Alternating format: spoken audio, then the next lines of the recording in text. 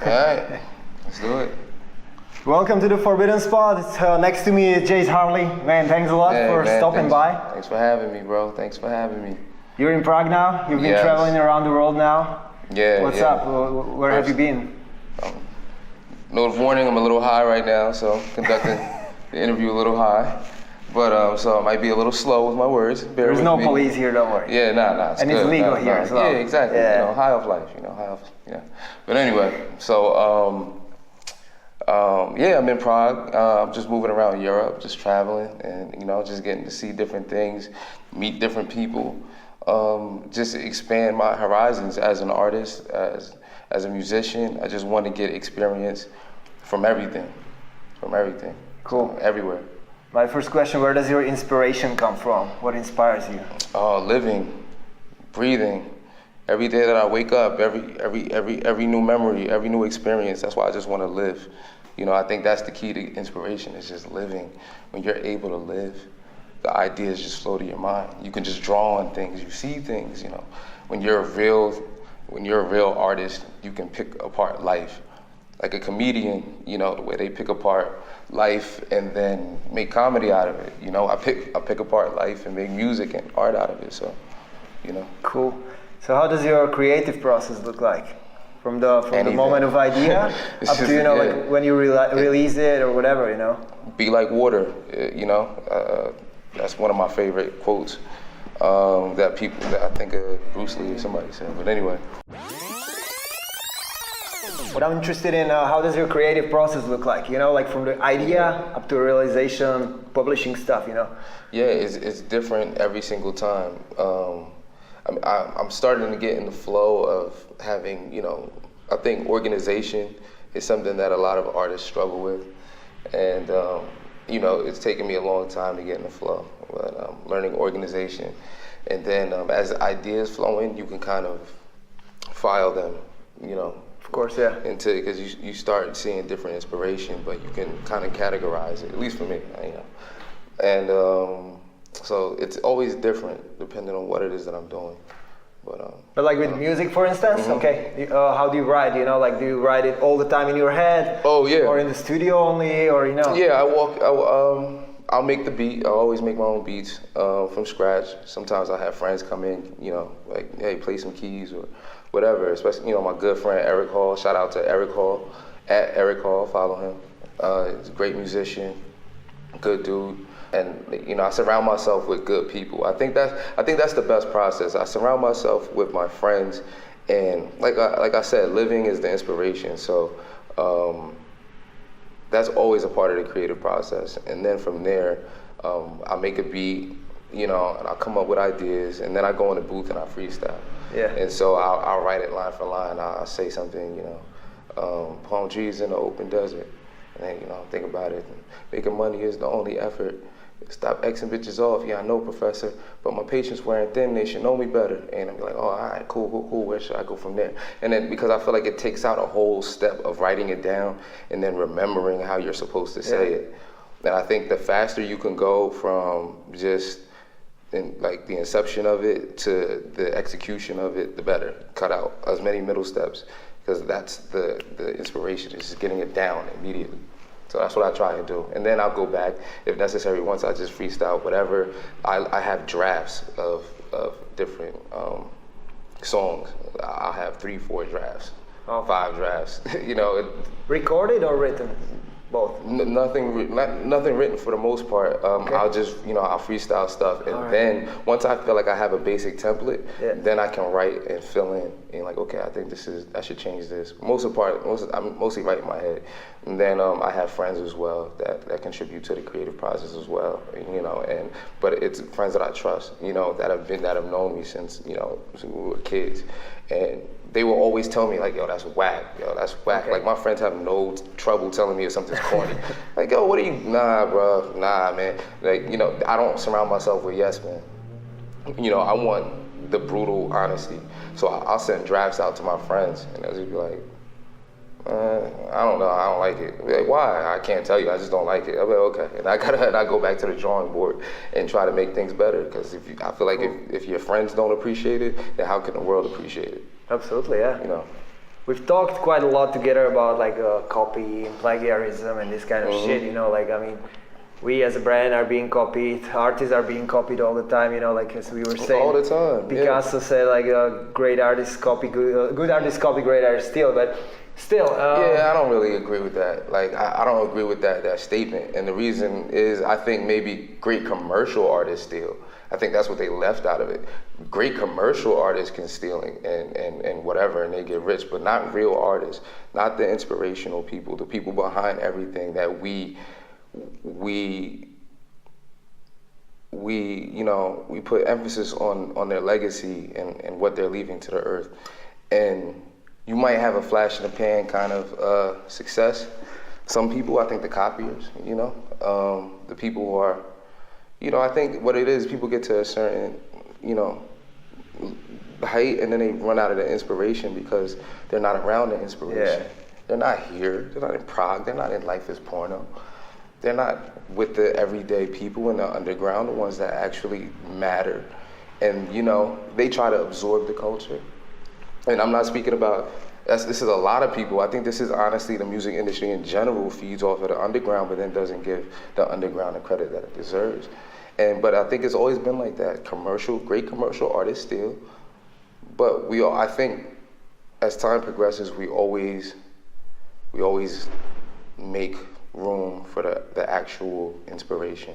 It might take longer, but eventually it happens. You know, it's about patience, timing. Timing is everything. You can't force it. It's got to be organic. That's what I always tell people. Has to be organic. Has to flow. And it I works, follow my gut. Absolutely, yeah. I follow my gut. That's the only way to live. I mean, the reason why I'm asking, and it's, I don't want to go into details or anything, you know, like, but you've been into this like lately in the very last days, basically. That I'm more interested in when you have something that might have been inspired by you, whatever, right? Yeah. And it's like huge commercial success. Like my question is like, what does you as an artist, what does your ego say? You know? Again, there's no place for ego in creation. I don't think the ego is. You have to kill your ego. When you have ego, that's where you kill your inspiration, because you can never look at life from a standpoint outside of your own head. If you always put yourself first, you're never gonna. You have to be able to see the world from other perspectives. That's inspiration. Is being able to pick apart something, look across the street and see it from a different diagonal, you know? That's where inspiration comes from. And then you can make similarities. Well, I feel like this, but this person might feel like this, or this person acts like this, or whatever. And like I said before, I always allude to comedy because I feel like that's what comedians do. I think some of the best comedians are, in some ways, rappers. It's like, you know, I'm always looking for, you know, what's a good punchline, what's a good bar, but fitting it into my life. I don't ever want to be fake. I don't want to rap about fake life. I talk about my life. And I rap because I feel like I'm very good at it. You know what I mean? And so it just flows. I feel like I get to communicate my thoughts more effectively than, you know, doing it another way. You know, I just feel like I have a lot of ideas in my head, and I like to get them out. And then my music is therapy, so, you know. And always a few steps ahead, right? Yeah, you know, call myself a futurist because I do feel like I'm always in tune with where people are headed. I feel like I'm always ahead. Like, I don't know why. You know, I just feel like, you know, I'm just good at feeling out where things are going. I'm in the process of that. I'm living it, you know, and things are happening. And you know, I just feel blessed, and I'm just glad that I could be at this point. You know, it wasn't easy. So, what's your favorite? What's your favorite kind of art? Is it music or is it visual art? What's that? It's definitely visual art. I'm very visual. I love movies. Like, movies are my favorite. I'll sit and watch movies for like hours. I'm a dork. I love movies, and so like I feel like my motto, my music sound behind a movie. Like, I always think, like, how would this sound in a movie? Like, could this like score a soundtrack or like, you know, a film scene? Yeah. Like, I want my music to be able to play behind, you know, Game of Thrones. Like, that's how I make music. Yeah, so when talking about movies, what's your favorite top 3 or top 5? You know, like just give some inspiration to people to watch. You know, like. Oh man! If I had only like one day of life, you know, and I wanted to see as many like really, really good movies as possible. What it depends on the mood that I would say. What mood are you in? For one, you want comedy?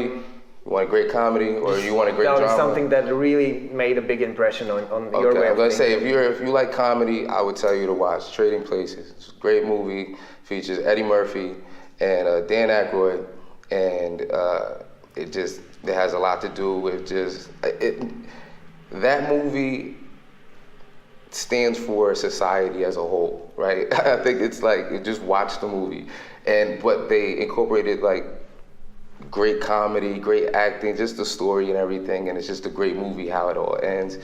And I think that is like a good movie you should start with. All right. And one more, something deep? Something deep.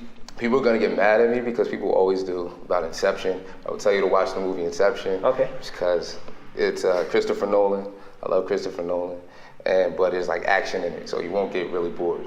And so people just know him for Batman, and it's like maybe you're not into Batman, maybe you're not into superhero stuff. I think you should watch Inception. It makes you think. You know, there's a lot of things about it. It's deep. Watch that. All right. If I can let you be anyone for 24 hours, any artist, dead or alive, musician, whatever, what would it be? Who would it be? Malcolm X. Malcolm X. Malcolm X. Nice one.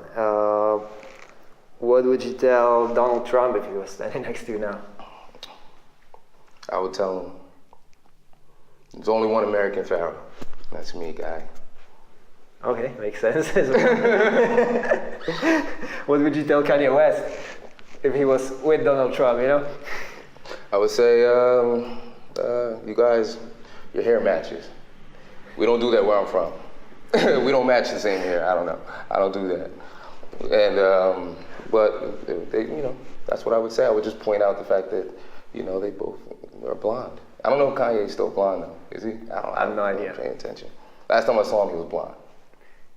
When talking about paying attention, do you look at what other musicians are doing, other artists are doing, or are you, because you said about like the futurism, you're like more looking ahead, or? Always. I want to do what my biological like spirit tells me to do. I don't follow anything, no trends, and sometimes I feel like Noah building an ark in the middle of the desert. It's just like people are like, this guy is building a boat. Like, this guy is crazy. What is he doing? I feel like that a lot, but then it rains, and next thing you know, everybody else is drowning in the desert. You're in a nice big boat, enjoying your life. So that's just life. Do you have an ultimate goal as an artist, as a musician? Yeah, I think, well, at least me as an artist, legacy. I think legacy is everything. What you leave to this earth after you're gone. I think that's what matters the most. What's your legacy? What do you leave into the generations? And that's like why I say futurism. Cool. Futurism. And before we go and grab something to eat, what advice would you give to 20-year-old yourself? Keep doing what you're doing. Fuck what anybody tells you or what they think that you should do. Just keep following your heart, because you got a good head on your shoulders. That's what I would tell myself. Really. Yeah. All right, so this was INSP.EAT with Jase Harley, amazing, talented musician, talented artist. Thank you, man. Urban futurism, right? That's Urban futurism. Nice. Urban futurism. We'll put all the links behind, down. Man, thank you a lot. Yeah, and let's grab something to eat. Let's do it, bro. Hungry. Woke up in the morning, broke all my chains. Money's my language, but I'm nobody's slave.